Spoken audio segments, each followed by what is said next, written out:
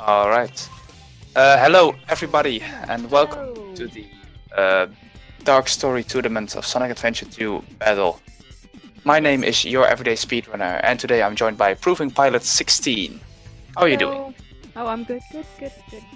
Good to hear. So today we have IDGeek versus Seraphim. Two very prominent runners. Very prominent runners. I faced Seraphim myself not too long ago, so I know what he's capable of. I frequent Seraphim streams, so I have seen first practice he's been doing for this. He's been going at it quite a lot lately. So yes. And then are we quite a lot as well. Are we expecting anything out of the ordinary? Any high-level strategies or? I do know Seraphim definitely goes for sandwalking in Sand Ocean. I haven't seen whether or not Geek does the same. Going for sandwalk, that's very risky, but also pays off if you get it right first try.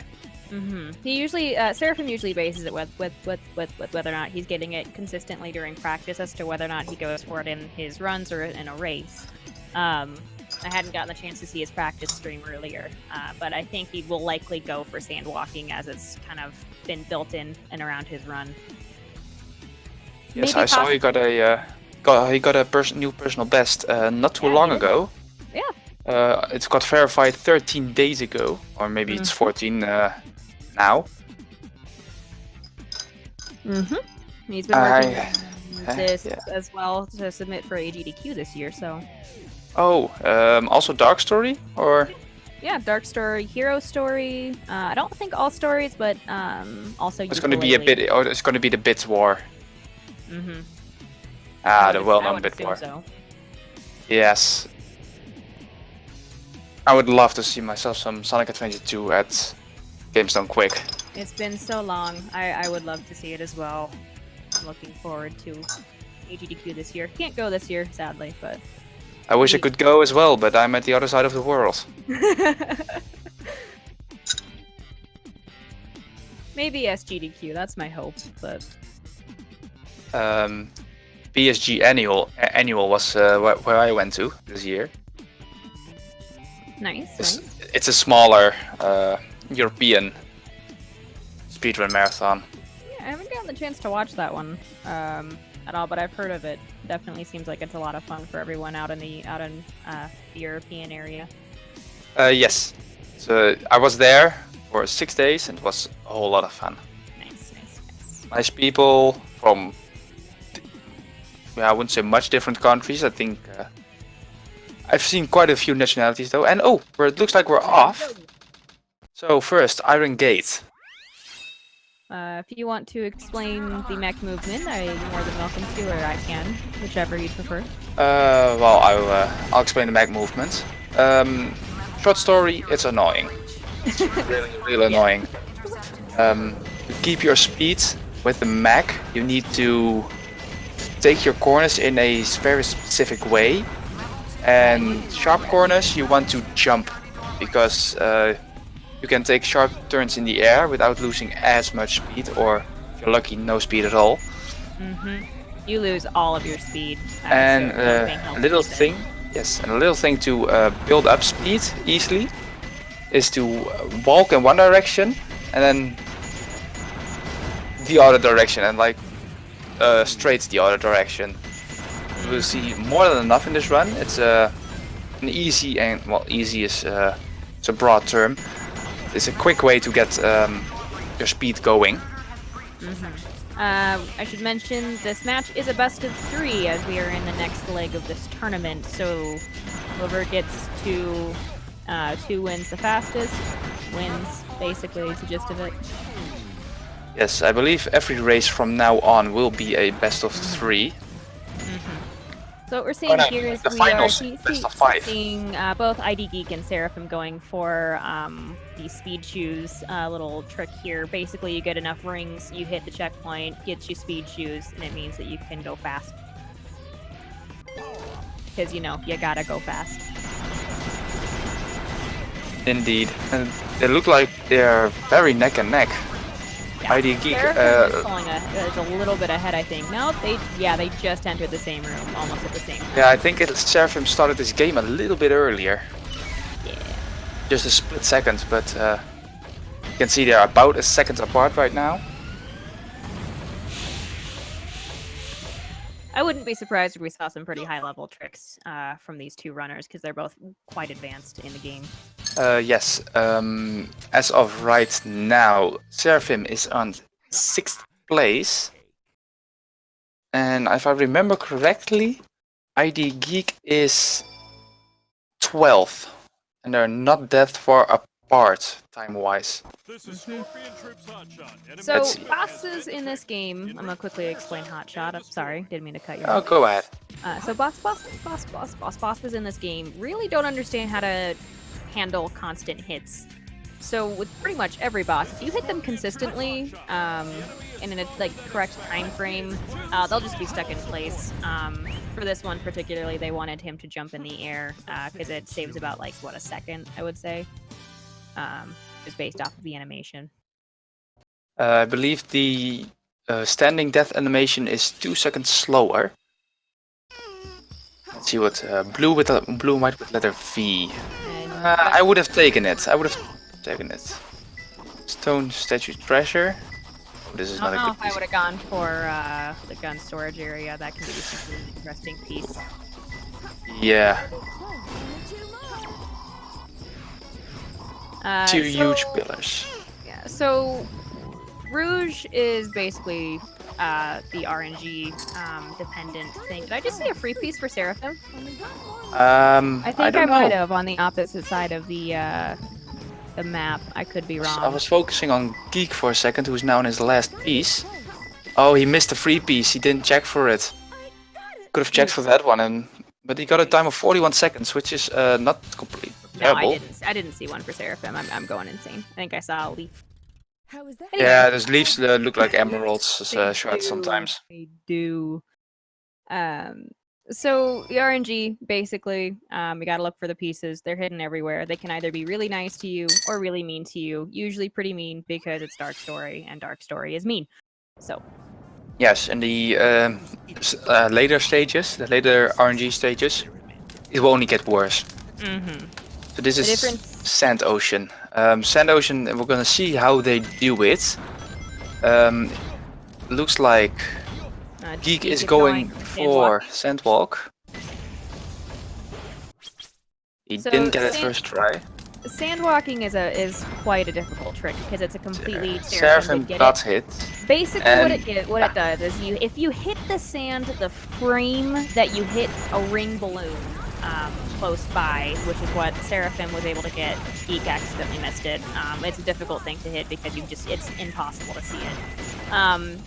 The sand doesn't kill you, and the box raises you up a little bit higher, and you can walk across the stage. Saves about I don't know. I want to say between 10 and 20 seconds. It's Optimally between, I would say, second cycle and a good sand walk, up to 30-ish seconds, and I'm. I was thinking 30. It's not optimal on both ends. Yeah. Can you be have to more. get quite optimally to get it. I think the most Unless you optimal hit sand walk is it lets you hit an earlier cycle in the level, because you get the mystic melody. Yes, and also it teleports you to a later part of the stage. And Geek, he missed the first cycle, so he gotta take the second cycle. And I also missed that chow jump boxy. So IDGeek is now in the part that Seraphim teleported himself to. Very lucky of Seraphim for him to get Sandwalk first try. Yeah, But not all hope is lost. I think he's got a pretty consistent setup for it. Not all hope is lost. We still have the RNG stages for literally the rest of the run. This game is kind of mean, even without the RNG, honestly. Yeah, Geek now playing it safe, just riding the merry-go-round. So You can jump off it if you have enough speed, but it can be fairly tricky. I have lost more runs than I'm willing to admit to that. It's a difficult stage. So Seraphim is entering Radical Highway, Shadow's first actual stage. I found it interesting that the game devs decided to have Shadow's introduction be with a boss fight and not a speed stage. But he basically controls the exact same as Sonic. The only thing he doesn't get upgrade-wise that Sonic does is the bounce bracelet. Yes, in the normal runs as well. In this run, Shadow won't get any upgrades at all because the ring dash, light speed dash, we can skip, which you will see later on. It's easier than it sounds. The tricks that they're doing basically just speed like manipulation. They spin dash chain to keep the speed from the spin dash while they're still upright, and then they spin dash again. Yes. To keep that speed up. It looks like IDGeek had a little bit of trouble at the beginning of the stage. Let's see if Seraphim... He hits those rails, which it's more difficult than it looks like because the... It really is, especially the second rail. Yeah, the hitbox on it is weird. That second rail I have seen kill many of Seraphim's runs. Not just Seraphim's runs, also mine.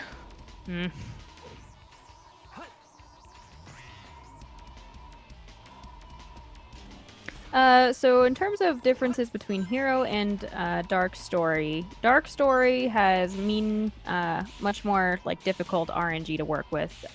The pieces are much more cruel. The level layouts are more difficult in terms of like platforming and the length, and all stages, I believe, specifically with Max, but I could be wrong, have more like enemy placements in it as well, making it a little bit more difficult. Yes, and I would say speedrun wise. Geek missed that trick. Oops. Oh, he was managed able to to save recover himself. well, which is good. Yes. Speedrun wise, the difference between Hero and Dark, I would say at this moment, Dark Story is more about movement and normal execution of stages, where Hero Story feels more like it's much big more tricks trick heavy. Yeah, trick heavy, big tricks. Like City Escape Skip and CGSS. CGSS. Now both the Crazy skip Gadgets. as well. Let's see. Yeah. Shadow of a Scurrying Bug. That's not a bad first piece. Pretty decent. Well, he has to go this direction to get the Picknail upgrade. You don't get the Picknail upgrade. There's a way that you can... it's happened to me before, even just playing it casually. I don't know if it's happened to anyone in speedruns before. But if you don't get the Picknails and you reset your game, the game thinks you have the Picknails when you don't actually. And it will give you pieces you have to dig for in later stages and that you physically are unable to actually get to because you don't have the ability to dig. Yes, that's...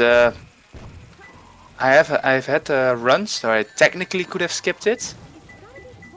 But of course I don't, because it's in my route to just go get Picknails. So 43 is a very decent time for Egg Quarters. Egg Quarters and Death Chamber are just kind of rude stages. Yes, definitely agree. One thing I missed to add to the difference between Hero Story and Dark Story, I think Dark Story is way more gimmicky when it comes to their levels. Like this Roost stage has the bug, the scarab flying around trying to get you. Yeah, I think I would agree with that. I want another Shadow the Hedgehog without the missions that require you to collect 72 oranges. Dude, I speedrun Shadow the Hedgehog, I'm with you. I want to get into that game. It's a lot of fun, you should. We're always looking for new people. It's not a very popular game at the moment. IDGeek finishing with a 52, which is definitely a respectable time. Yeah, considering the RNG he got, 52 is not bad. Seraphim, he just got the hover upgrades, which will allow him to do hover jumps, which are basically initiating and hover as soon as you jump. And to make that easier, you can use pause buffering it gives you a little bit more height as well. The pause buffer does, which allows them to sometimes reach accesses like areas of the map that they don't actually are not supposed to do. Yeah, in the next stage that will show to its fullest extent. Yeah, I think. I'd say Metal Harbor. Nope, not Metal Harbor. I always get those two confused. Weapons Bed is definitely, I think, the most technical Eggman stage, in my personal opinion. Just because it's got so many different pause buffer jumps and movement areas and...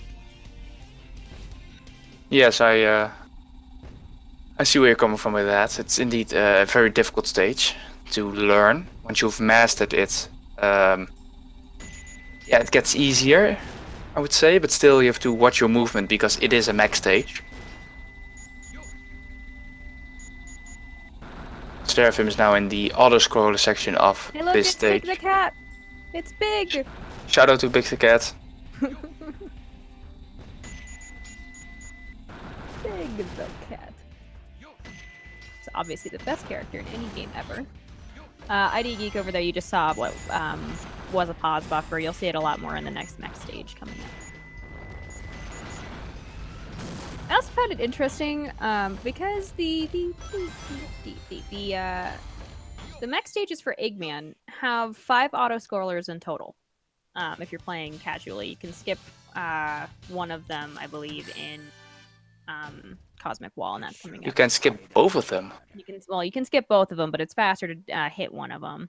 But for Tails, there's one. Yes, that's also the difference between Hero and Dark. It seems like Hero Story is more an introduction to this game. Mm-hmm. So we now enter Weapons Bed, and Seraphim will now show us how you skip the first upgrade. There you go.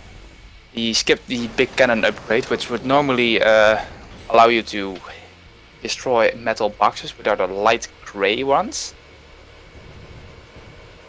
But in this stage you can just fly around them, and this is the only stage that makes it almost a must for a casual player to destroy those metal boxes. Mm-hmm.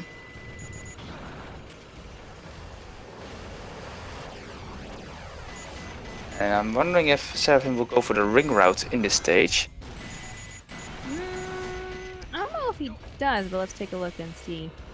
He is collecting quite a bit of rings, so... Yeah, he does seem like he is. Big the Cat fishing needs to be a game, I agree. Most definitely. Mm-hmm. I saw a screenshot of a mod not too long ago where you had Big the Cat in Eggman's mech. I would play that game. I wonder if Seraphim's gonna... He did go for satellite jump and he did get it. It's more precise than it looks.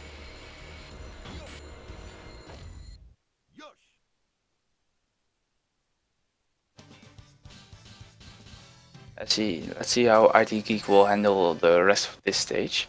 As Seraphim now enters Tails 1, which is not too difficult of a boss fight, but it's kind of weird because a difference between Eggman and Tails that Eggman's cannon is on the right side of his mech, which will make it a little bit more difficult to pop shots onto Tails. Let's see what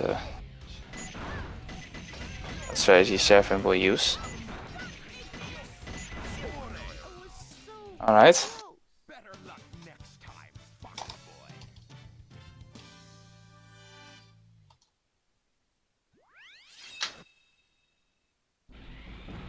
IDGeek having some trouble with satellite jump. Seraphim is now into security hole, which is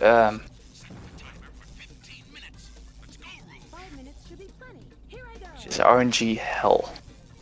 Let's see, you get a radar reading right after the bed. That's very nice. 3 cylinders. It's a very nice first piece. Let's see what the second piece will be.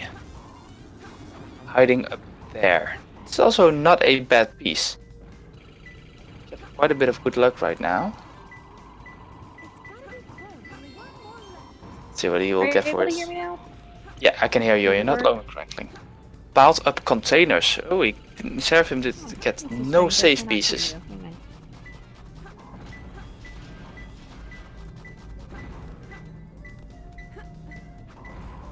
IDGeek also finishing up Tails 1. It's a 13-second time. It's not bad. Definitely not bad. I would call that good. Seraphim rounding up security hall with a 41-second time. This is very, very good.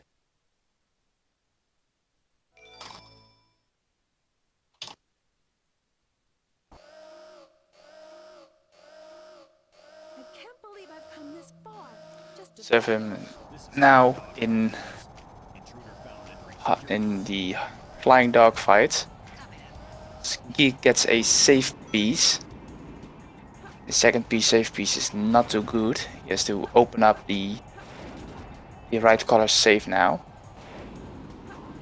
As Seraphim doesn't get the manipulation he wants on this boss.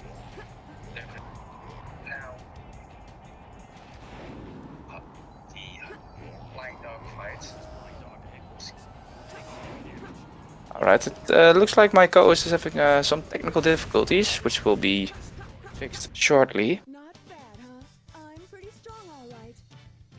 And Geek is having some trouble finding his first piece, and oh, it looks like he opened up the wrong safe. He had to open up blue, he opened up red.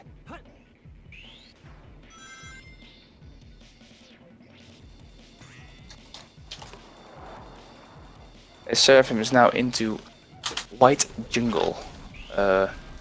White jungle, it's very straightforward and not too difficult of a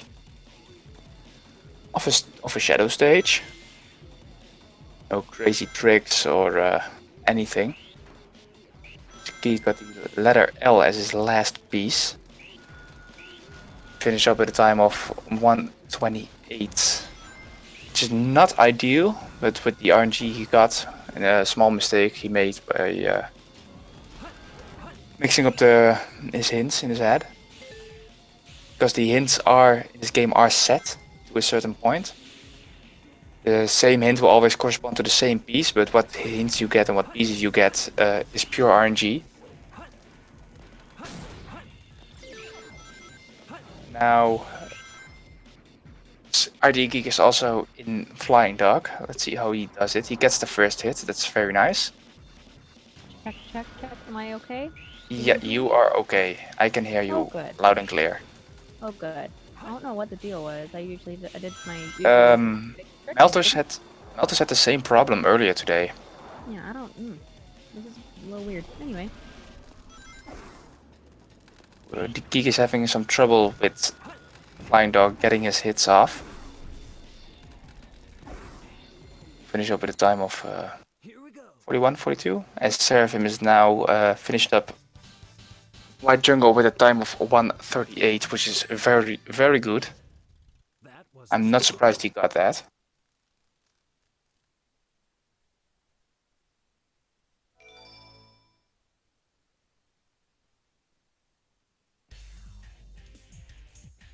You get this famous cutscene. I would appreciate some faker spam in the chat. That's my favorite thing to see with this cutscene. I think you're the fake hedgehog around here. You're comparing yourself to me? Huh. You're not even good enough. I'll make you eat those words. Yeah, fun thing that happens there. That's as the result of the Japanese translation, because this was actually animated for the Japanese dialogue. Yes, I was about to say that. Oh, sorry. Oh no. No worries. On the GameCube version, it's actually fixed. They don't speak through one another. But for the PC version, some reason they unfixed it. Well, this is the GameCube version that got ported. I would say that the GameCube version also had the audio issues where the like game, like the music and whatnot over the cutscenes would be too loud. You could hardly hear the like the cutscene dialogue. Most famous for that, I would say, is the first scene where Shadow and Sonic interact. where Throw It All Away is playing, because you can barely hear them in the GameCube version. Yeah, I can't really remember. It's been I think 6 years since I've played the GameCube version. Seraphim, he's now in Route 280, which is the kart racing level, the kart racing stage of Dark Story. And he's using a technique called snaking, which basically means he's constantly drifting, constantly going left and right. That removes his deceleration cap, and with that, of course, he can maintain his high speeds. Because normally, if you drive normal without snaking, there's a limit to how fast you can go. If you use a boost, you only go fast temporarily, and then you go back to your normal speed. So it also counts for going downhill. But with snaking, you remove that cap and can technically gain infinite speed and never lose it.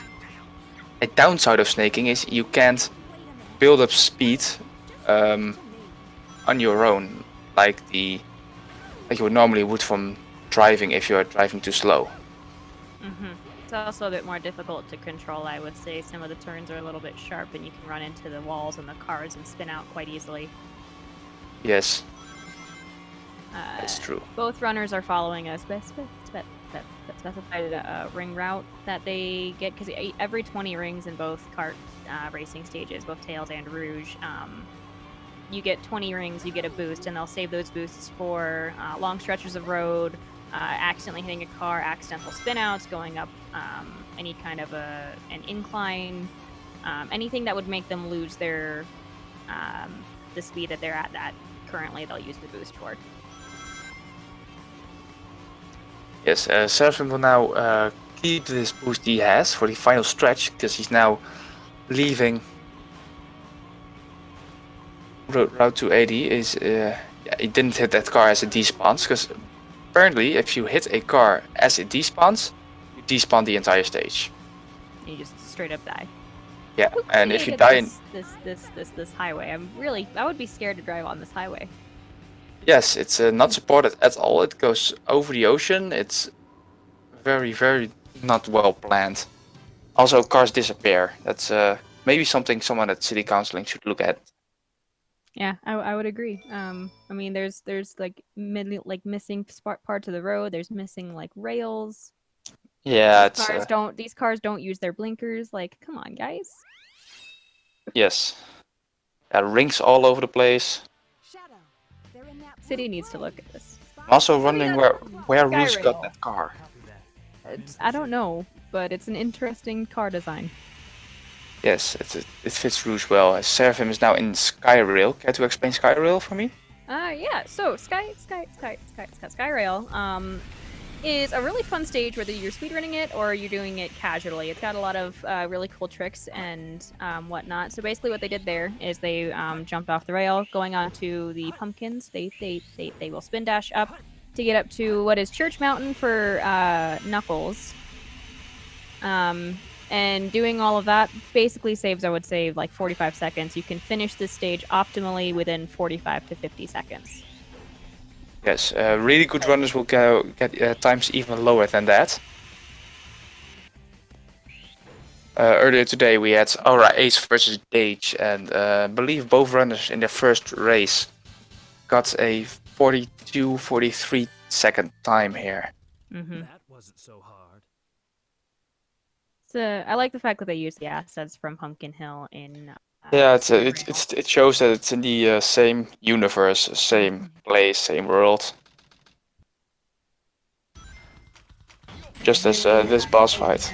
Egg Golem, which is Point and Shoot Simulator 2000. Literally just point, shoot, and once you get the rock away from the little battery pack thingies, you aim at those, and voila, the boss is dead. Yeah, it's a very straightforward boss. Only the weird thing is, if you shoot his left arm, he takes more damage there. Yeah. Like his left, our right. IDGeek is entering his own Skyrail. Let's see how he approaches it and how well he does. In the meantime, Seraphim is now in mad stage, the last and, in my opinion, worst Roo stage. Mm-hmm. It Because looks like like you, Mario Galaxy, here you go. yeah, Sonic did it first. We got a first piece on the meteorite. This is not bad. Let's see, I didn't fully catch his second piece. I didn't quite catch it either. Looks like it's Let's- sending him straight up to the top of the arc, though, which It was blue and yellow. yeah, which can be really unfortunate if it sends him straight to the bottom, because that's really rough RNG. Let's see what he gets. Uh, Huge paperweight. Oh, that's all the way at the bottom. oh, what did I say? No, that's not huge paperweight. That's somewhere else. That's at the other side of the map. Behind the green capsule. Like the grass planet. Commentator's curse, man, if I hadn't have said anything. Well, if you have somewhere at the bottom, you can just drill dive down. Yeah. But it's a pain when you go like middle, top, down below, or even worse, top, down below, middle. Yeah, that's absolutely the worst.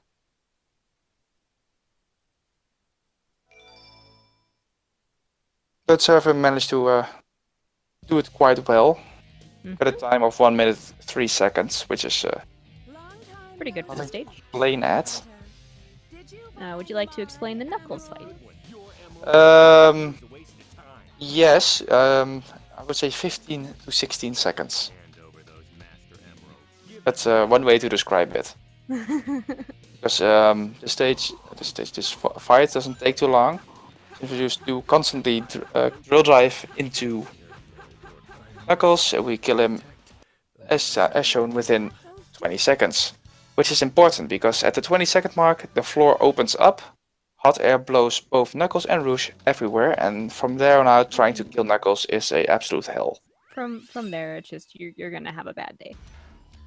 It's faster to reset as now Seraphim is going into Cosmic Wall where the gravity is way less, so that's why you can just see him jump very high without hover jumping. Hover jumping in this stage is actually not what you want to do because it makes you get less height in the end. It's quite hindering. There's also Eggman's final stage outside of the Tails 2 boss fight, which is after should this have been one. the final boss fight of the game, but Jesus Christ, Tails 2 is quite a difficult fight. If you don't know what you're doing. Casually, it took me quite a long time. It still takes me casually, like, easily 5 to 10 minutes to do, and I've put several thousand hours into this game, like, even just recently.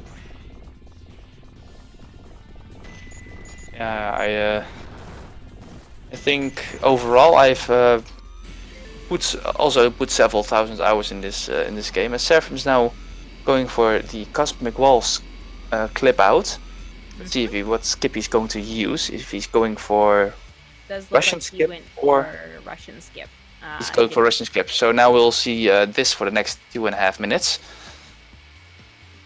As what he's now doing is flying towards the end of the stage, where in his movement might look a bit weird but that's because he's trying to move around some death planes.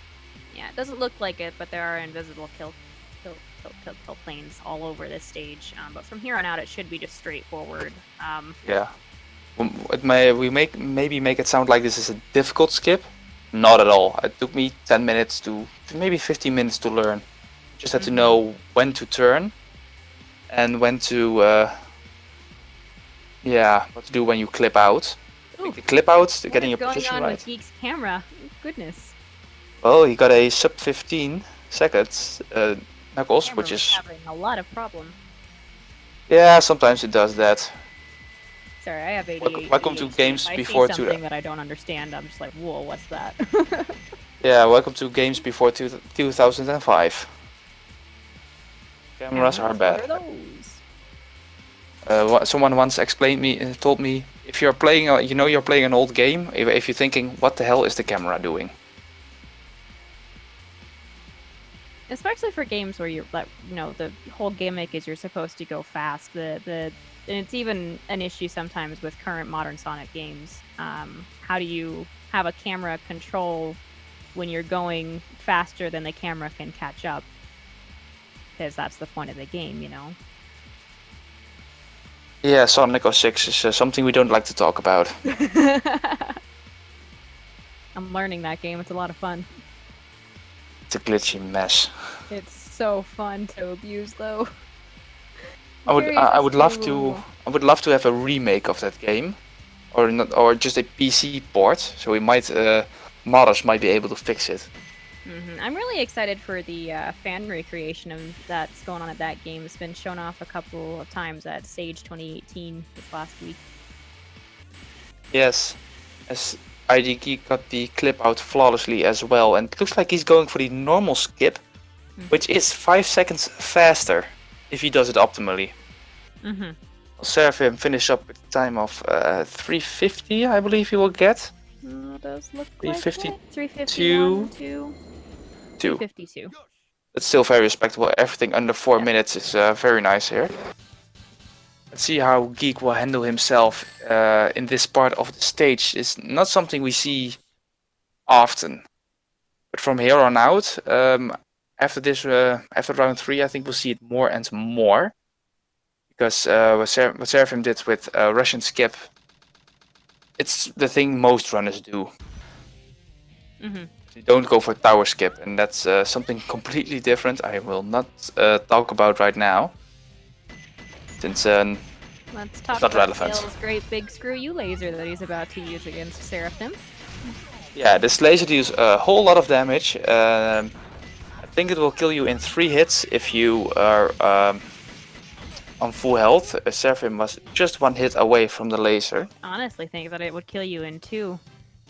If you're anything less than full health, because I think I've had that happen to me a couple of times. It's a bit of a wonky boss.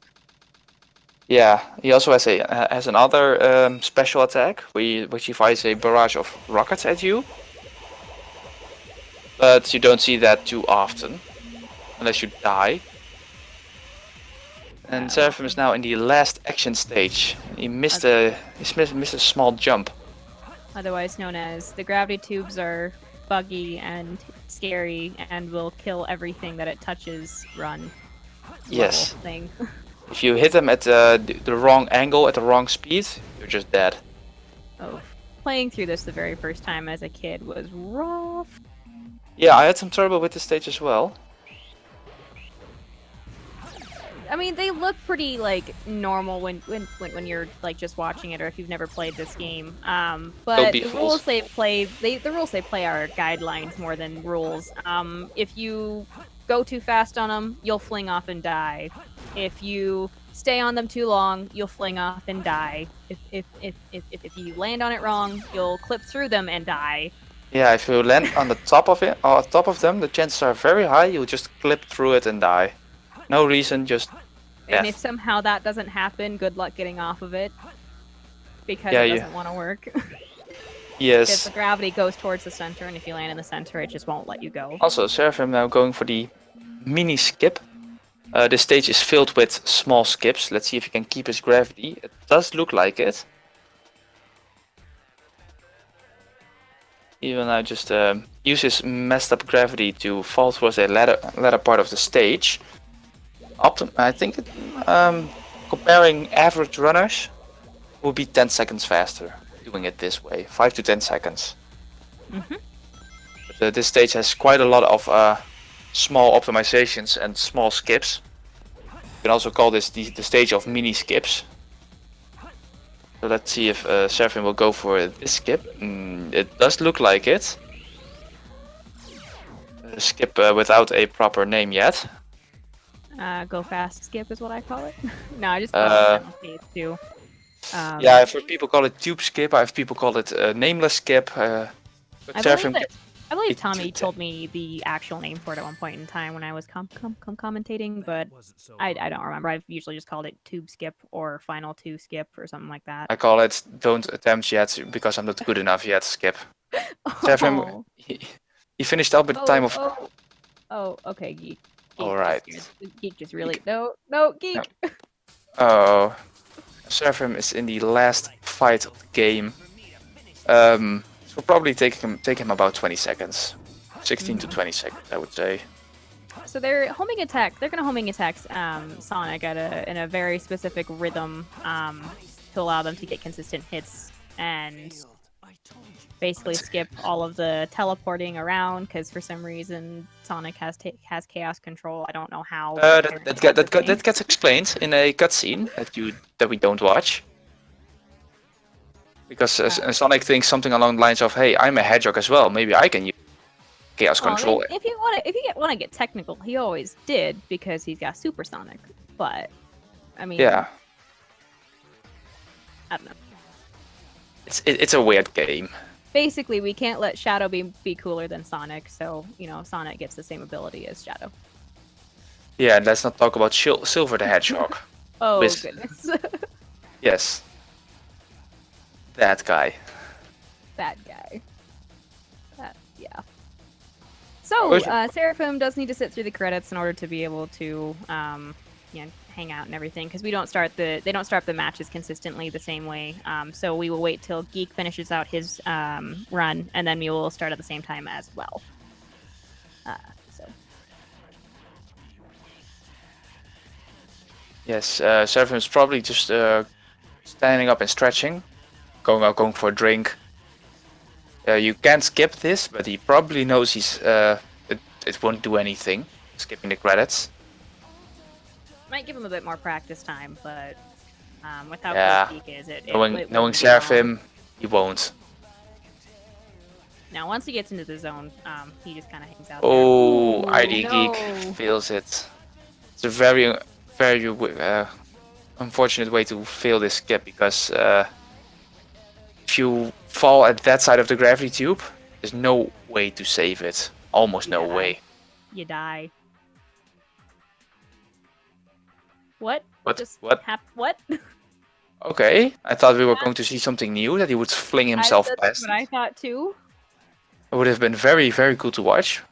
But Geek finishing up with a time of 2:07, which was technically faster than Seraphim, who finished with a time of 2:10. Yeah, but Now with see, his Dex RTA, it was much slower. Yes, so we'll see how he manages himself in Sonic 2. I feel bad for Rouge and Knuckles. They can only get one fight. Just this big climax above some lava. I just want to know who canonically wins that fight. They end up in a draw, I believe. Rouge trips on the beam they're standing on, Oh right. and Knuckles saves her, and Rouge is like, "Alright, I don't like this anymore. Have your stupid emerald pieces, I'm out." They stink like echidnas do. Damn. Looks like Geek is having a lot of trouble with Sonic 2 at the Yeah, moment. this Sonic can be quite annoying. Ooh. Just take the spin dash, Geek. Just spin dash. There we go. Oh, You there got we it. go. Little victory bow at the end. And there we go. We're moving into the second race soon. Geek finished up with a time of 40 minutes and 11 seconds. Very respectable. Military's top-secret weapon, Project Shadow, was stolen from the military base located on the deserted island in the southern So, seas. Sonic 1 and Sonic Adventure 1 and 2 remaster when, Sega? I don't actually need a remaster for those. I don't really want it. I think they're fun in their own remarks. I just want the updated graphics to have them modern, because this is the Sonic there Adventure is 2 an was my AD very first Sonic game ever. Mine as Might well. have been my first game ever, actually. It was my first Sonic game, for sure. I got it when I was 7 years old. It's nice. I still remember it. I think it was because I learned how to swim. My parents were like, "All right, you can get a gift." I was like, "I want a new video game." And then I went to the game store. I was like, "Hey, I want this." Never seen Sonic before, but it looked like we're moving into the first race. We're into the second race. Yeah, sorry, the second race as well. very quickly. They're probably waiting for a countdown. Someone's probably going to change the layout a little bit to show Seraphim has 1 point, because we don't have a proper layout for that yet to show an amount of points. I think we'll fix that as soon as possible. Yeah, I don't know for sure when I got Sonic Adventure 2, but I'm pretty sure it was my parents got it first because they grew up on playing, the Sega Genesis and whatnot. Well, I say they grew up; they didn't grow up, but they played Sonic 1 on the Sega Genesis and whatnot. So they looked at all of the improvements for.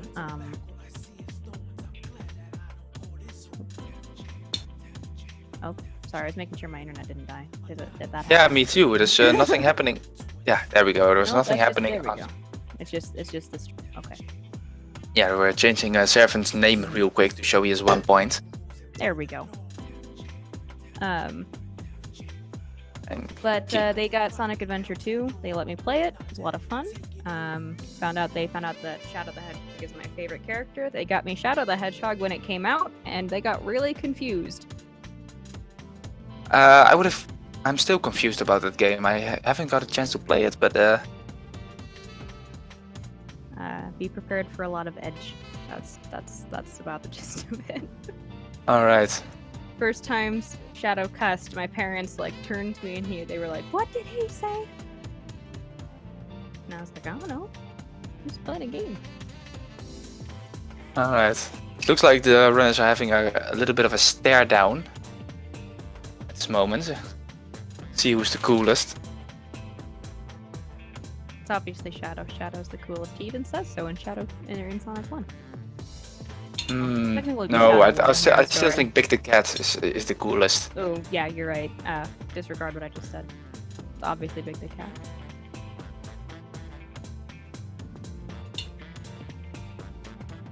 So we're now just showing IDGeek showing us how to play the game,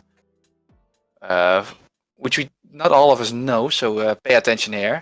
Pause the stream if you need to read anything. Maybe I'll make screenshots or watch back the VOD.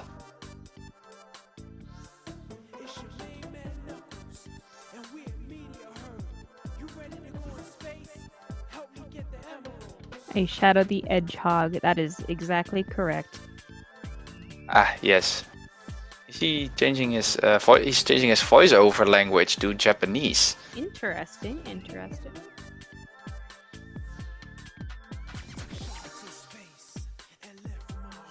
Do you have a favorite to win between the two? While we wait for the race to start. Not really. Personally, I would like to see Geek win, because I want to beat Seraphim, because he beat me last time. I want to beat him. The quickest way for me to face him again is in losers bracket. So Geek has to win for me to have a shot at Seraphim once again. Mm-hmm. And if I don't get it in this tournament, I'll just do an informal one against him.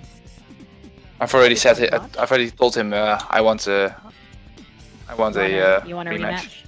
Yes. Yeah, I would say it would be really awesome to see Geek win, just because it would be a bit of an upset in the tourney standings, just based off of PB times and skill level. Because Seraphim has been running this game for quite a while, and technically is higher on the leaderboards on speedruns.com than IDGeek. Yes. But yeah, I think it would be pretty interesting. We have, us commentators have a question for the chat. They want to know what our favorite Dark Story and Hero Story stages are. My favorite Dark Story stage. Ask me something. Do you know it? Well, personally, my favorite Dark Story stage is White Jungle. It's actually my favorite stage in the game, full stop. Hero Story, definitely City Escape. Because you can't beat the introduction the game had for City Escape going into it. Casually, I would have to agree with you. City Escape is one of my favorite stages of Hero Story, and Dark Story I don't really know. They're all equal to me, I think. I would say Radical Highway, because it's your introduction to Shadow. It's the first time you get to play a Shadow, and Shadow is cool and edgy. Speedrun-wise, I would say Skyrail's really fun to play. Yeah, I would agree with Skyrail. That's for Dark Story. For Hero Story, I have to say no. I don't like Hero Story. Speedrunning. No, just no. I'd say for Hero Story speedrunning, I like Pyramid Cave because it's a good accumulation of all of the like movement and whatnot. It's the most technical Hero Story stage, so.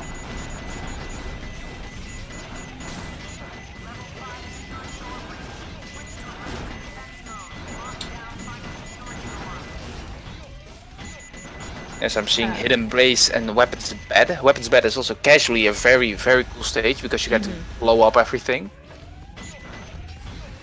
Yeah, when Eggman says he's gonna create a distraction for Shadow and Ruse, he wasn't kidding.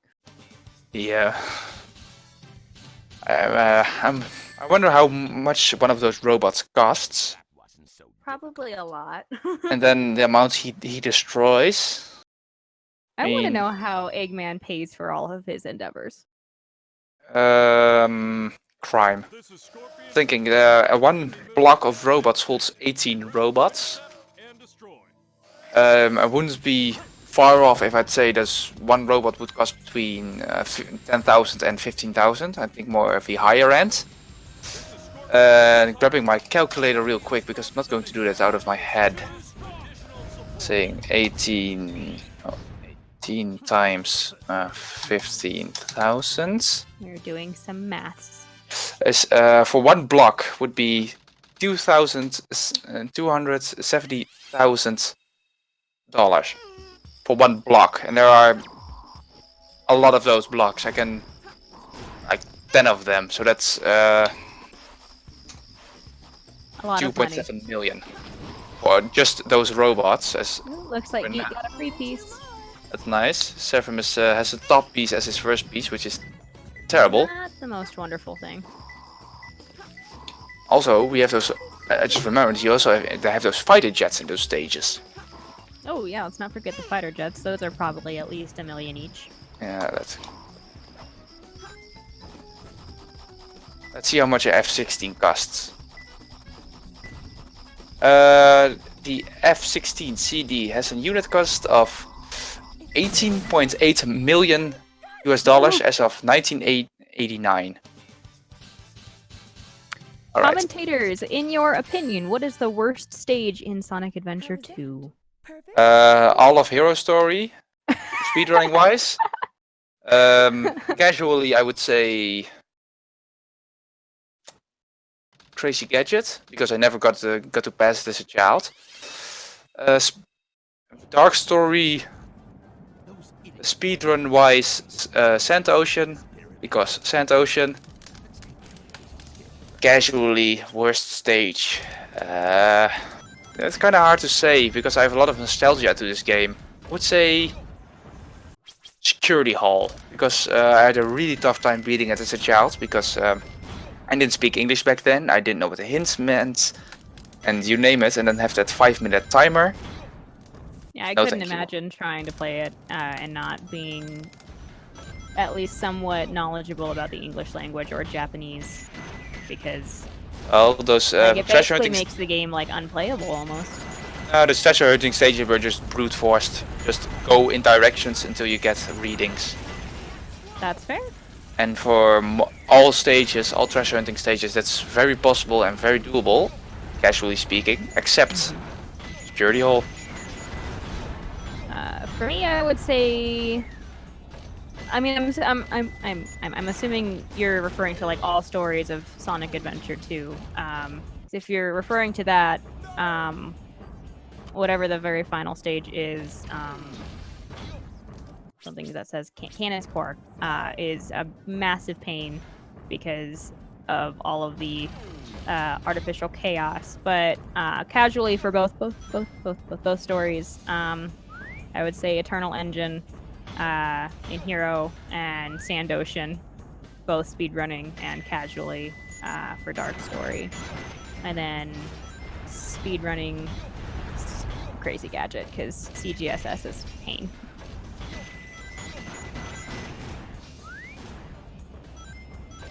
Yes, and IDGeek is having some trouble with his Sand Ocean, taking a couple of deaths. Seraphim once again got the Sandwalk and finished up at a time of 1:39. It's very nice. Yeah, it's quite good. IDGeek now gets the Chow Box jump, skipping a small portion of the stage. Now, I do want to say something real quick, because we haven't actually covered this, but this is not a very easy game to run. I would consider it to be one of the harder games to run, because there's a lot of movement. It's easy to learn, hard to master, I would call it. That's a good way to put it. And it might look like Seraphim has just kind of got this in the bag, but RNG, a death, a lost input that the game sometimes does, because my game drops inputs on my Xbox One sometimes. I don't have a PC that can run this. Yeah, I have to buy a new controller because dropping inputs. Since I have a race tomorrow. Good luck on your race. Thank you. I'll be playing Mr. Tortellini. Awesome. That's going to be interesting. Exciting. But any one of those things can cause Seraphim to lose this run, and cause Geek to pull and tie the race, and we will go into sudden death with the final race.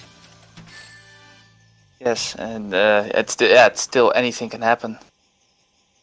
Like Seraphim could have missed the rail there, and it would cost him quite a bit of time. Jacko in the chat says most Sonic games are like that, easy to learn and difficult to master. Yeah, I would agree with that. Yes, I would agree, especially the 2D Sonic games. I'm doing a casual playthrough of Sonic 1 on my YouTube channel right now, and it's definitely something special. Yeah, I've been looking into learning that game as well. I want to branch out and learn more Sonic games. I already worked with Sonic Adventure 1. Just for the fun of it, because that game is sure of a meme. Quite a fun run, though. Yeah, but if you have to pretty much marry the game to get good at it. Yeah. I'm kind of becoming a jack of all trades, master of none Sonic speedrunner, because I'm learning several categories in Shadow the Hedgehog right now. I'm learning Shadow Story in Sonic 06. I'm wanting to learn Sonic and Silvers as well, so I can do all stories. Yes, Shadow the Hedgehog, the game, isn't that like the 100% category? Isn't that like 10 hours long? The 100%, if you include all stories, like every single story, there's 326 of them, all the keys, all A ranks, completing expert mode, we think it would take about a week, so it would have to be a relay. Challenge accepted. To give each of us a chance to sleep and eat and, be a human. It's for the week. That's just do it to one person.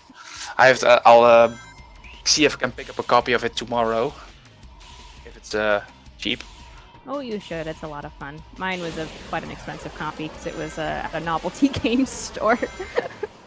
Yeah, it's one of those games people like to forget about, so it should be pretty cheap. It's for GameCube only, right?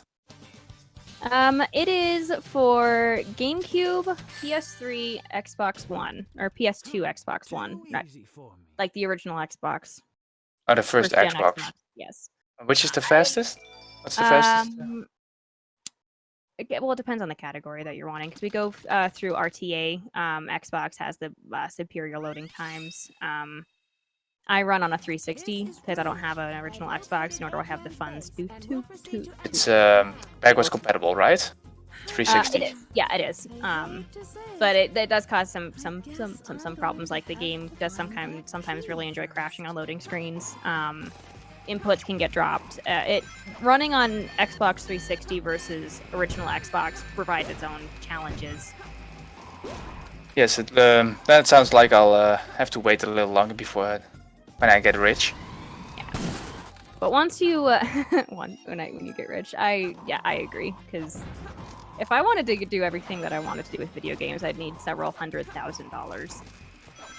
I would need a bigger place to live. Like I don't think I can fit more than one arcade cabinet in my room. What Jacko said in the chat, yes sir, Xbox faster for loading, but you can't do CCG. I run no CCG, neutral, and I'm working on the semi-hero story. Alright, I'll look into that maybe after this run and elsewhere tomorrow. But yeah, there's quite a few different Sonic Speed games that I would really like to learn, Forces being probably next on my list. It does look like Geek got pretty good RNG in this stage. Seraphim. Got an over a minute time, so I wouldn't say it's good. How was that? It's I missed decent, Seraphim's final time. but he definitely did get.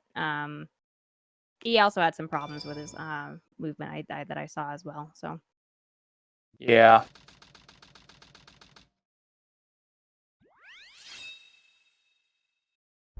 I've seen some people talking in chat that they had Sonic Adventure 2 for the Dreamcast. Speedrunning wise, it's actually a very interesting game because there are things you can't do. Like the hitboxes of characters are way different on the Dreamcast version. So if you are in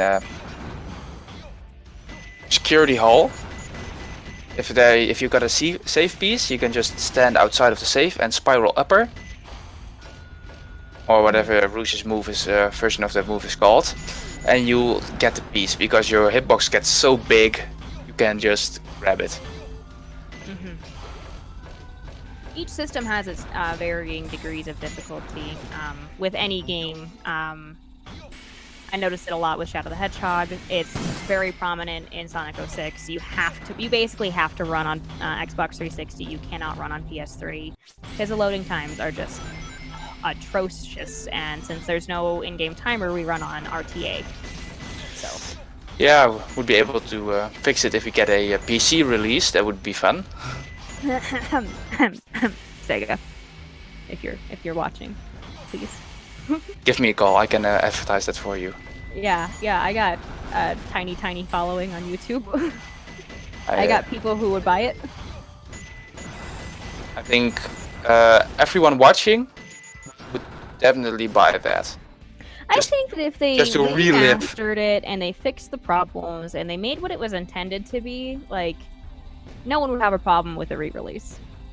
No, with Sonic 06 especially, I think if they fixed some problems, like the big problems, like the game just not behaving like it should and crashing and just being shitty, Yeah. then it would have a really fun game, because if you look past all of that, you have a really fun game. Indeed. I mean, I can quote Triple Agent in one of his AGDQ runs, or the AGDQ run he did of Sonic 06. It's consistently buggy. So if you know where the consistent bugs are, you can usually work around them and it's at least handleable. But, you know, it's Sonic 06. As soon as you figure out something's going to actually, like, work, then it doesn't. Oh, well, we're sorry that we accidentally shot you, Omochao. Omochao is way too annoying. Omochao, man.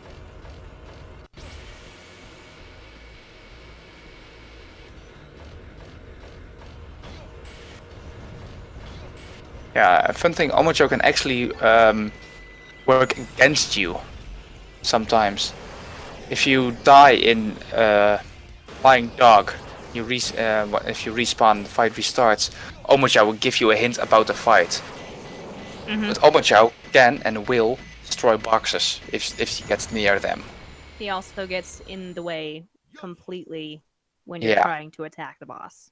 Any boss. Not to mention the fact that it is very possible to pick up Omochao when you're playing as Shadow or Sonic, Rouge, or Knuckles. Which is just fun. You can throw him into the abyss. He gets really upset about it too. Yeah, there's actually a fun glitch in not Crazy Gadget. What's that final tail stage called again? Final Tail stage? Oh, goodness. It's not Eternal Legend, is it? Yeah, Internal Legend. That's what I meant. That stage at least. Better luck next time. If there's an Omochao near a vacuum door, if you blow out that door, Omochao will fall out of it, go back to his clip back to his original spot, He and just fall out of permanently the. sits in a death loop. Yeah, it permanently sits in the death loop. It's really fun to watch because screw Omochao. He just ends up in purgatory, is what it is. Also, Jacko, Shadow PC port. I wholeheartedly agree. Please, please, Shadow PC port. I want that more than I want an 06 PC port. I can agree.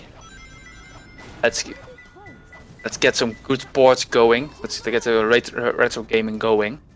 I predict that the next PC port will be Unleashed, honestly, because it's a very. I popular would not request right complain about that, to be honest. now. Neither would I. It would be good.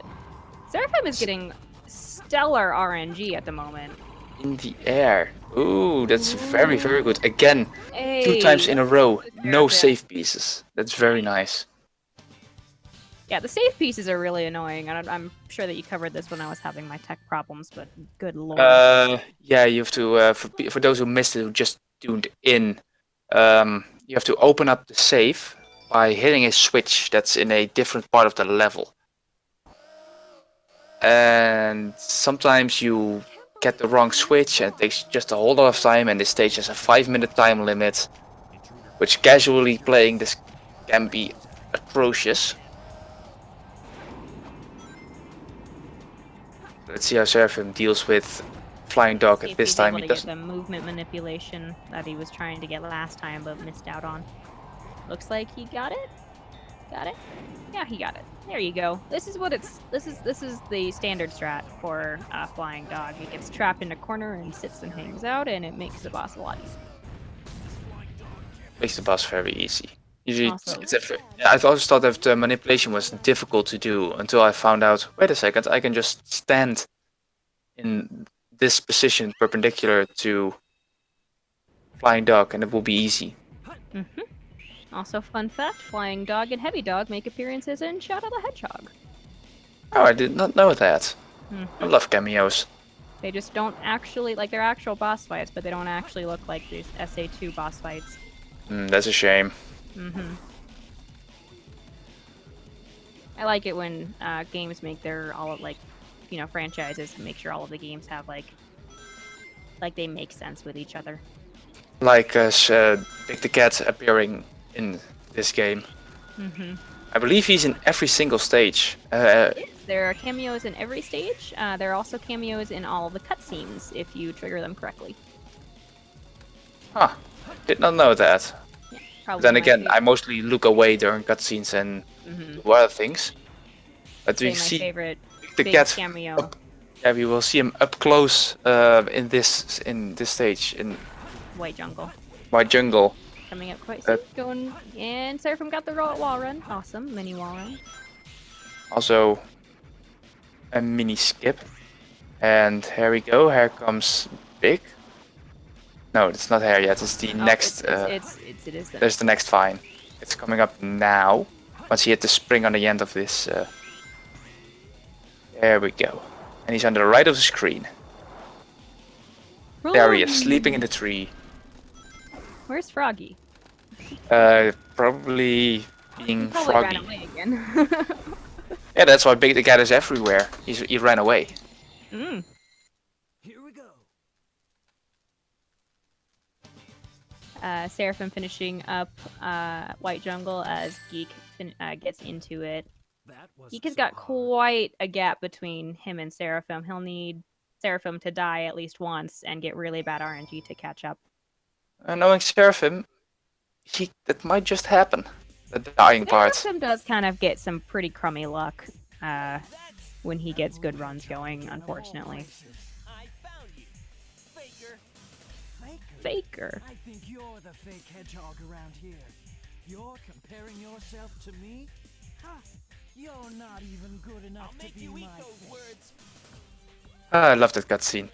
David Love it. Humphrey just gives me serious nostalgia for like the adventure era of Sonic. David Humphrey was Shadow, right? I always forget the names of the voice actors. No time to hang out the lights. So it was David Humphrey for Shadow. It was Ryan Drummond for Sonic.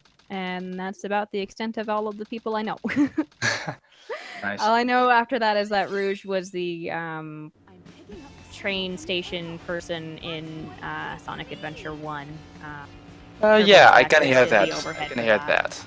Yes. Sonic Adventure 1 is a very monotone and boring voice, like you expect from a train station Yes. person. The train headed for the Mystic Ruins will be departing soon. Yeah, just like that. You can be in the remake. I had a bit of a bit more enunciation, but you know, I could do it more boring. That would work. Sega, if you ever. I can't do it feminine enough. One thing I do like about this game, we won't see it in this run or in any cutscene besides the last cutscene of the game that you get after beating the final story, is that Eggman actually builds up some character. He does. Yeah, normally in the games beforehand, Eggman was just, oh look at me, I'm Eggman, I'm evil, blah blah blah. You turn into a big time villain, Doctor. I And really then- need to stop quoting this game. Yeah, and then the final cutscene, the final words Eggman says, so something along the lines of, I always used to look up on my father. I always want to be a great scientist just like him, but did he really want to hurt all these people? And when I noticed that not too long ago, I was like, oh god, Eggman actually has a personality. And he used to be just a plain old bad guy, and in the newer games he feels like just goofball. It Not seems like he has lost that little touch, and I think that's why people are more so nostalgic for the stories of the adventure era games, because there was a lot more in terms of character development and personality in them. Yeah, Sonic was. Yeah, the characters were very plain, but also had a lot of deepness in them. Like Shadow was edgy, but not as edgy as they made him. Sonic is still arrogant and has an ego larger than his speed cap. Besides that, yeah, Tails, I think in Adventure 1 he really shines by showing his side. Like he's very insecure, always running behind Sonic, always following Sonic until the final level in the final boss fight where Tails does it on his own. Mm-hmm.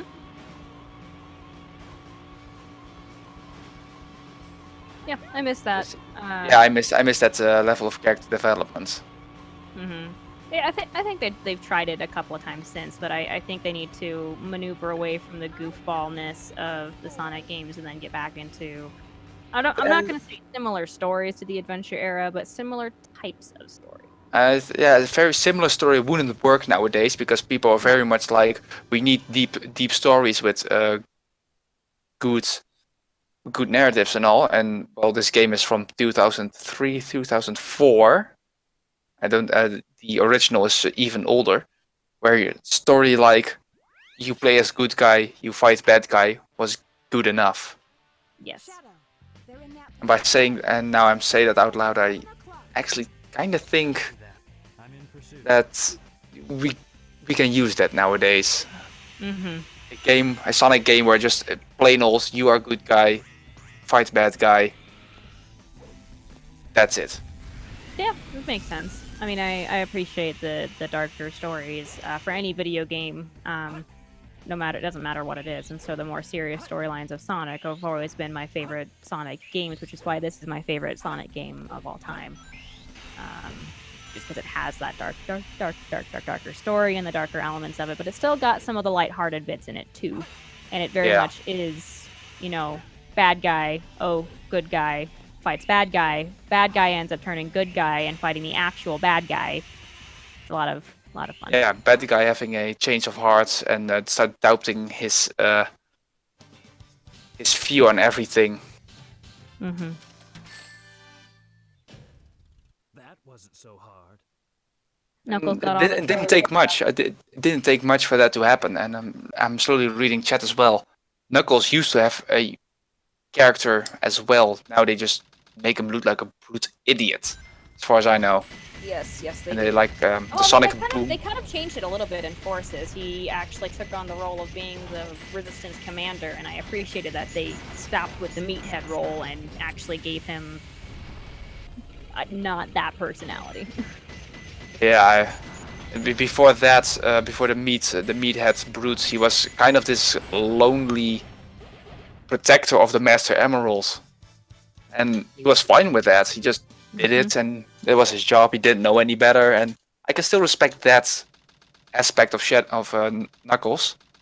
Also, the reason Knuckles is helping out Sonic is because they have a common enemy in this game. Yep. Not because they are that good of friends. He's like, all right, I need the piece of the Master Emeralds again because Eggman stole it. Oh, geek! Don't scare me like that. Tugging on my heartstrings, dude. Oof, Ooh. that was terrifying. I don't know if you caught last race, but I already have had enough heart attacks there. Yeah. Yeah, I don't know if you saw the clip from what our Ace did. Nah. Geek. Geek, stop- what did stop I it. say? Geek! Geek. What? He's now just styling on us. He's styling. Yeah, no. didn't even know that it he's was- doing it to scare us. Also, Mr. Katz in the chat, you don't even understand how much I want that. Shadow the Hedgehog too, man. Ooh, that could be a very, very dangerous game to make. I say that could ruin. Take out the heavy-duty amount of edge, take out the cussing and the guns, and make it more just Shadow doing his thing. It would technically just be a Sonic game, but with Shadow. No, like I'm saying, nobody in the Sonic franchise but Shadow, except maybe Rouge and Omega because they're part of Team Dark. Yeah. Kind of And I want like to what see was Big. supposed And then I want to to see Big the Cat as well. Yeah, Big the Cat would be good. But Sega and Sonic Team actually intended Shadow the Hedgehog to be the first of many Shadow the Hedgehog games in a spin-off franchise. Yeah, But I know. because they did the wrong things in Shadow the Hedgehog, which, I mean, that's one of my favorite games anyway, despite how like bad it is in some aspects. Even I can admit that they made some mistakes there. Just kind of ended up killing that opportunity, and they're kind of like, nope, not happening anymore, which Oh. makes But then me again, quite- Sega is kind of in a rough spot right now.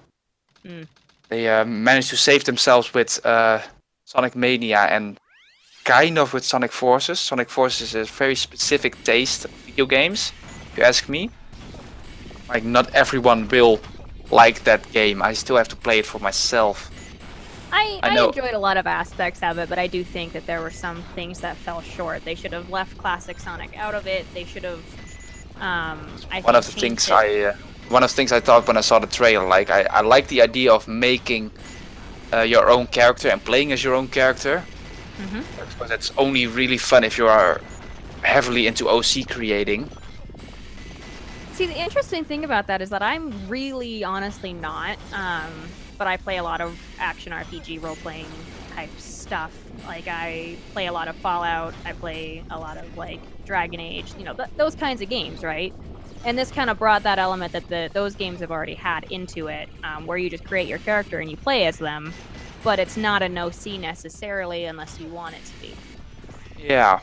It's just the character you play as. Like, I usually play as a white wolf because why not? And I don't ever name her. I don't ever like do anything along those lines. She's just the white wolf. She wears a suit. It's pretty cool, and that's about the gist of it. I still love that they made a free DLC that gives you the Sonic T-shirts. It just shows that that Sega is cool with the memes. Oh yeah, oh yeah. So Geek is still getting this weird camera. Are you seeing this? This has got. Yeah, I saw it. Oh no! It's getting... Oh no! Oh okay. I was about to get real scared because the doors were about to open before it got that hit, and I was like, Should have taken less than 3 seconds would have taken. People are calling out Sally Acorn as well, which was Sally Acorn would be good, but unfortunately she's more in the Archie comics and the classic like Sonic Underground TV and whatnot. They're different canon universes, so that will not ever happen. Well, those canon universes have crossed over twice now, so I mean, this is true. Sally is more of a support character, more like, hey, look at me, I'm Sally, I'm something different than what you normally see. And I like that, but it should stay like that. Just like Big the Cat is not... I would love to see a main game, but I don't think it's gonna work. Bring back like any mention of Maria, because that's like the whole reason Shadow is the character he Stop is. stop playing with my feels. I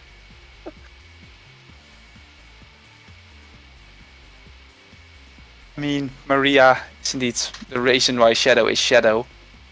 That's also Shadow's last words, like, he saves the planet together with Sonic, but he... This is what you wanted, right? This is the promise I made to you. Oh, man.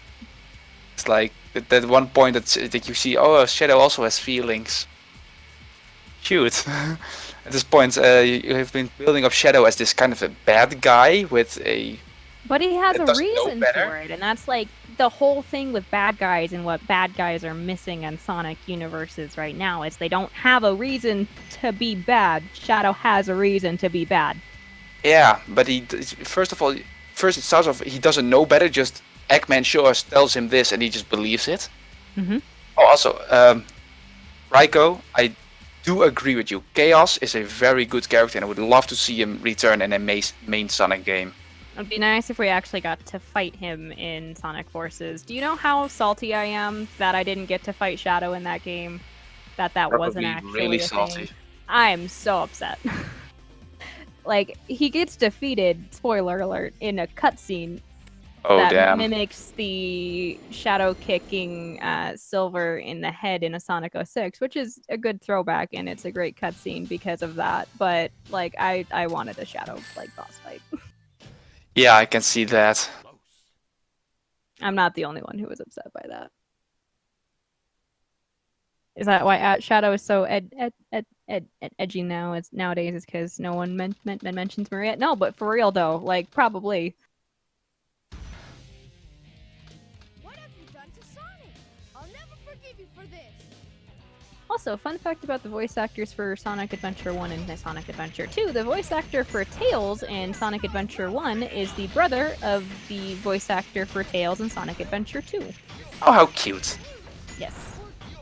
The one from Sonic Adventure 1 was not able to continue as his voice got too deep for the character.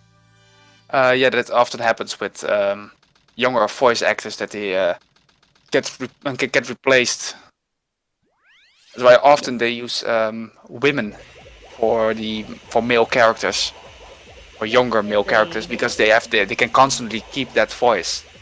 Yeah, the Fork, voice actor for Tails was a female. The current voice actor for Tails is a female. I haven't actually played a more modern Sonic game in a long time. I should get back to that. They've got some good ones. But I think they're still trying to find their feet, and I think that, well, you know, with Mania, they're finding their feet. They just need to release their chokehold on Sonic, on like modern Sonic, and let the fans take care of it. Yeah, but not too much. Fans know much. what fans want. Yeah, but not too much, because then you will get deviant art. Oh well. Let's not talk about that. You know, that's something we don't want. Back to Final Chase. Gravity tubes. Yeah, gravity tubes. Screw them. Yeah. No, but I do agree with you. They just listen to the fans very well with forces like, hey, we want to create our own characters. Because that's every OC's wet dream. There is a limit to the amount of fan pandering that should be allowed in any movies, books, video games, whatever. Else you get Fortnite. Yeah. Fortnite is what you get if you let the community pretty much handle whatever you do. Forces kind of flirts with that line a little bit, in my opinion. I did a whole entire review on Sonic Forces. There were some parts I defended because I didn't think it needed a whole lot of criticisms like it got, because people were comparing it to Sonic 06, and I was like, at least this game is playable. Yeah, the thing I love about Sonic Forces, even though I haven't played it, is Infinite's theme song. Oh goodness. I heard that for the first time. I was like, oh god, we got a metalcore-ish song in a Sonic game. One of the Oh, Seraphim. Oh no, oh Seraphim. Oh, Rest that's in peace. unfortunate. But this does give Geek an opportunity to catch up. Oh no, Geek missed the platform. Spoke too soon. But they released the that theme song the same day that we found out that Chester Bennington passed away, and was it quite a well, unfortunate timing, but basically the overarching consensus when in the comments of that theme song on YouTube was that, you know, Chester would be proud and all of that, and it was a lot of interesting type thing. Yeah. Was it Chester that made that song? No, it was Danger Kids who made the song, but they're a rap metal like rock band, as is Linkin Park. So Yeah, it sounds very Linkin Park-esque. So I was like, wait, I didn't know Chester made that song, but he didn't. no, he didn't. I know It's a more. very similar genre of music and everyone. Yeah. Yeah. What's your opinion on Aqua? We don't talk about Aqua Road. We're not going to talk about that level. No. Seraphim takes the race. He has now officially won this race. Yeah. Let's see if they're interested in an interview while we're finishing up our little conversation. Hope you guys didn't mind the little Drift away from yeah game commentary. sidebars we went to. I think chat was amused by it. Yeah, I mean we got a good couple of things. And hopefully we got something rolling with the re-releases and remakes and PC ports. If we get a good PC port, because the Steam port of Adventure 1, Adventure DX, is not good. There's a CD-ROM version out there. Geek just took another death. Unfortunate. Oh, that's not good. I think Geek is having like a rough time with his second race, or the second run in the race. He's having a lot more deaths than he did the first race, it seems. I think he already knows he lost, so it's kinda hard to say. Here we go. That's okay though. He's not trailing super far behind. So small talk is always fun. There's only so many times we can explain the skips. Yeah. Seraphim has said that he is down for an interview. Wants Geek. I'll ask Geek if he is up for it as well. Yes, I'll send Seraphim the link in the meantime. Let's see. Right over here.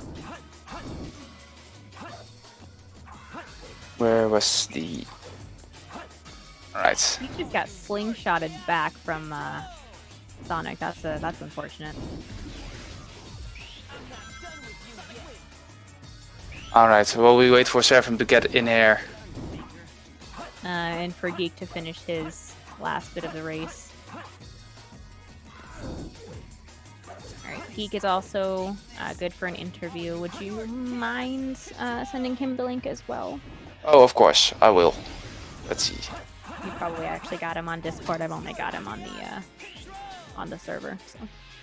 Yeah, I sent him a message via the server. Let's see. Sonic. There you He go. finished up with a time of under 40 minutes, which is always nice. That's kind of a milestone. It's definitely a respectable time for any runner, no matter what. Yeah, like most runners go from first milestone is 50 minutes, then 40 minutes, and then would say aim for 35 minutes. But it's difficult as of right now. I think RTA, there's one run with less than 35 minutes, but that's not the world record. It's Ethmar's second place run of 34:31, but because every time it's less than 50 minutes long, RTA goes by in-game time. That makes Dage's run just 13 seconds faster, because in-game time. So that's why 50 minutes is kind of the first milestone. Like, now I get to use in-game time as my main timing method. And looks like both our competitors are ready for an interview, so I'll pull them in right now. Oh, yeah. Hello. Hello. Hey. Hello, runners. Congratulations on your runs, and Seraphim, congratulations on your victory. Thank you. Very good. Can we get a roll call in the Discord call at the moment, so that everyone knows whose voice is whose? I'll start. I'm IDGeek121. And I'm Seraphim, 1313. Awesome. So I wanted to know what you guys thought of how your runs went, both of them, during this race.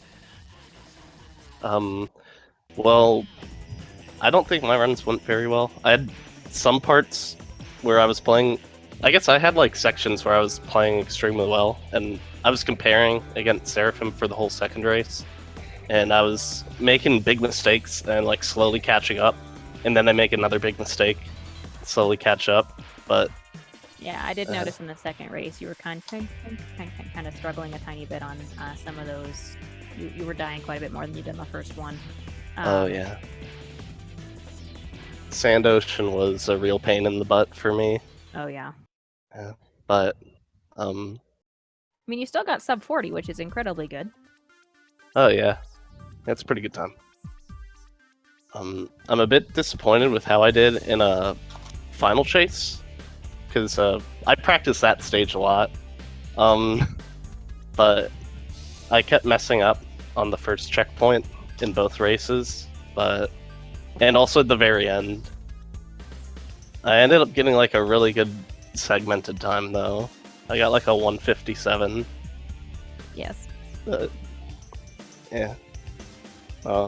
Honestly, I'm not super happy with how I did. Mm-hmm. Well, Seraphim, what about you?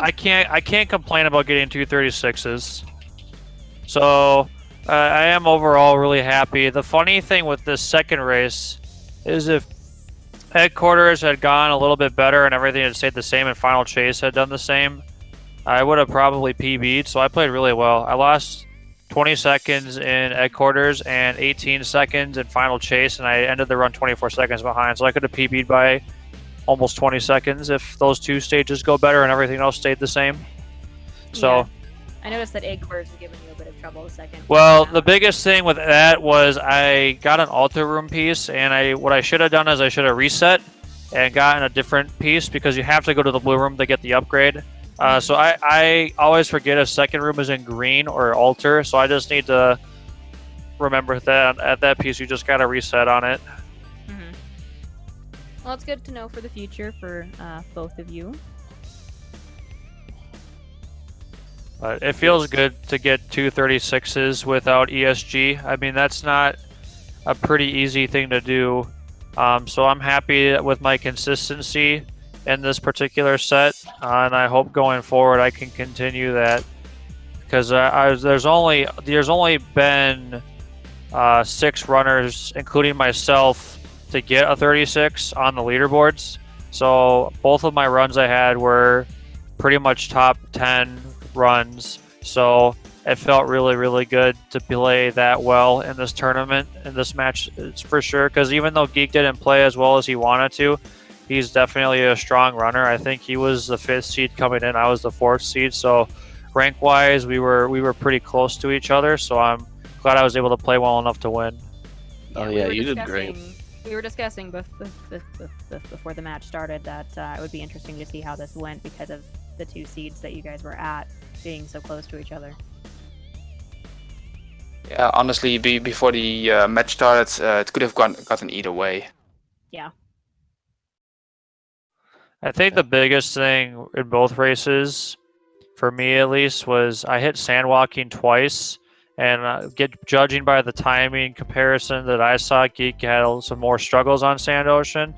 I think that really catapulted my way, because once I got a little bit ahead in Sand Ocean, it was really up to Geek to catch up, and playing from behind has its own challenges to it. Like, I could play a little bit more cautiously, where that's why I think Geek was catching up bit by bit, is I could kind of coast in some areas and like make sure I was setting my things up right, not having any issues, whereas Geek, we probably had to play a little bit more aggressively in order to try to catch up. Yeah, I didn't go for any like dumb IL strats on any stage, but oh man, I messed up pretty badly on Skyrail in the second one, and You I ended scared up me because I thought that was going to be a death, but you managed to just save it on one of the rails. yeah. You and did a then, wall run. Yeah, I did the wall run because I messed up the second. At the the last end of the checkpoint. stage. Yeah. I don't Oh, think dude. I don't think I would have saved any time with it, but Oh, jeez. that's what I've started doing if I'm too slow to get like the jump. I mean, I it's a just, good recovery tactic. Yeah. I Kinda didn't even silly. know that was possible. Looks very stylish. So Yeah. Doing it really fast is difficult. Like if you look at an IL for it, it's crazy how they like set up the recovery and then like go straight into a spin dash. that's good. That's something different altogether. ILs in this game. Mhm. It's a completely different monster. Well, does anyone have any final thoughts on the race? Good job, Seraphim. I'm gonna work a bit more on some Sand Ocean. That's probably about it for me. One of the nice things about this tournament is there is the loser bracket, so despite Geek losing, he'll still have a chance to keep rocking and rolling, which I'm excited for because he is very talented. Yes. So will, that's going to be really sweet to see how far he can go, and I'm hoping to continue my push in the upper bracket. I forget who I'm playing next now. You're playing next. You're playing either Ethmar or AGDF. Yeah, and with all due respect to AGDF, Ethmar being the #1 seed and having the consistency that he does, I anticipate playing him, though obviously upsets can happen. But regardless, Yes, it'll they're be both very talented runners. So anything it'll can be happen there as well. it'll be enjoyable either way. Yeah, very. There's a lot of scary runners. I mean, like even looking at the lower bracket, seeing like even though Aris lost today, like Aris is an incredibly strong runner, and even like regardless of who wins between Tommy and Co-Empathy, like that lower bracket threat's going to be challenging. So I'm really glad I don't have to do that I can just kind of focus on facing off against Ethmar and potentially seeing what the competition looks like through the lower bracket as I prepare for a possible run in that direction. Yes, because Geek, you'll be facing off against either Pioneer or Traitor. Ooh. Whatever that match may look like. Yeah, I don't know which one I'd rather play. Oh yeah, They're both upcoming, out equally as skilled. So upcoming races for this tournament are definitely going to be really interesting to see how it happens and how it works out. Oh. All right. yes. Well, please go follow the runners. They're both incredibly talented people. Yes, I'll put it in the. I'll go. Yes, I'll put it in the chat. Also, you should go follow my wonderful co-host as well. I'll put our streams in the chat as well. Thank you. And tomorrow's race will be between Yesser and Mr. Tortellini, correct? Yes, that's the only race planned for tomorrow. We don't know what the rest of the week might bring us. School has started for pretty much all of us, or if not school, work has started. So scheduling will be kind of weird, I think. But that shouldn't be a problem. We'll be here, and I'll be hosting and commentating as much as I can. Yes, and I have quite a not full schedule at all, so I will be commentating much as possible. So. Yes. I have one final question for our runners, and pilots, you may answer it as well if you feel like it. What kind of bread do you relate most to? What kind of bread do we relate to? You really just Fun asked question. this. You just asked this question. I You just did. asked this question. Wow. I mean, I'm a whole wheat guy. I don't know. I'm pretty wholesome. Whole wheat. Yeah, geek. I don't know. Can I be like a hamburger bun or something? Does that count? I mean, A that's high quality That's bread. hamburger bun. Like a like good the hamburger bun. like white maybe like white bread, you know. I feel like hamburger buns are best on white bread, but I could be wrong. Yeah, I'd probably say that. yeah, you can be a hamburger bun, of course, it's your choice. But if I might add on, you are a good quality hamburger bun, not a McDonald's hamburger bun. No, it's one burger joint on a corner of the street that's been there for 20 years and it's fighting corporate consumption. He's the Gordon Ramsay hamburger bun. Yeah, you're a Gordon Ramsay hamburger. I like it. I don't know, sourdough or white because I'm a white person. So. All right. Very interesting Anyway. answers. How about you, speedrunner? Your Yeah, everyday yes, speedrunner. sir. You asked it. Oh. You answer it. We'll close it out. Ooh, I would say I'm a croissant. Ooh, Oh, he's getting fancy up that's in here. fancy. All right. Yeah. All right. With that said, I have nothing more to add. Well, neither do I. Congratulations to Seraphim, and we will see him moving forward. Check out Yesser's run against Tortellini tomorrow. And Yeah, it's we'll see tomorrow. you next race. Tomorrow 3 p.m. EDT. We don't know what channel it will be on. Either Speedgaming 1 through 6 because there aren't any more. And yeah, I'll see you guys tomorrow, but not as a commentator, but as a runner. I will not be commentating tomorrow. That's the one day I have happening. We'll find someone for it. Don't worry. Anyway, all right. Well, I will chat with you guys later, and you guys should hang out and watch whatever is the next race going on this channel. All right. All right. Catch you guys later. Bye. Bye. Everyone, have a good one.